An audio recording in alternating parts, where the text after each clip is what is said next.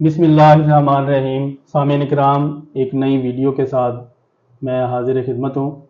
तो आज का हमारा जो मौजू है वो मलकियत का है। इससे पहले भी मैं एक वीडियो बना चुका हूँ। तो ये मलकियत का है। समटाइम ऐसा होता है कि लोग ये समझते हैं कि अगर बिजली का मीटर मेरे नाम लगा हुआ है तो वहाँ पे जो है कब्ज़ा भी मेरा है और वो मेरी मलकियत हो गई।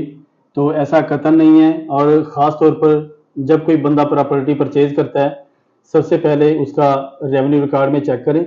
और उसके अलावा अगर कोई बंदा इस तरह ये सबूत देता है कि मेरे देखें नाम मेरे मीटर लगा हुआ है, क्योंकि इस टाइप का केस मैं डील कर चुका हूँ कि देखें जी मेरा मीटर लगा हुआ है और मेरे नाम प्रॉपर्टी है। वो जो पेमेंट ले ली उसने कुछ काफ़ी उनका मामला चल पड़े, तो बाद में पता चला कि तो जगह इसके नाम नहीं है। तो ये ख़ास तौर पे सिर्फ एक ये कह देना कि बिजली का मीटर मेरे नाम लगा हुआ है या कनेक्शन गैस का मेरे नाम लगा हुआ है तो इसमें मलकियत मेरी है, तो ऐसा कतई नहीं है। जब भी आप कोई प्रॉपर्टी परचेज करें, ख़रीदारी करें, तो उसको अच्छे तरीके से रेवेन्यू रिकॉर्ड और जस्ट इसी बात पे आप वो ना करें इत्तेफाक के बिजली का मीटर जो है वो सेलर के नाम लगा हुआ है।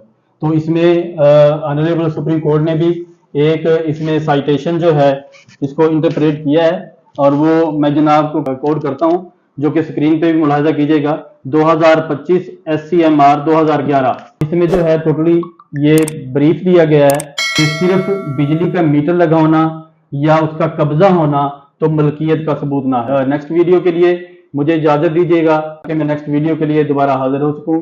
बहुत शुक्रिया। अल्लाह हाफिज।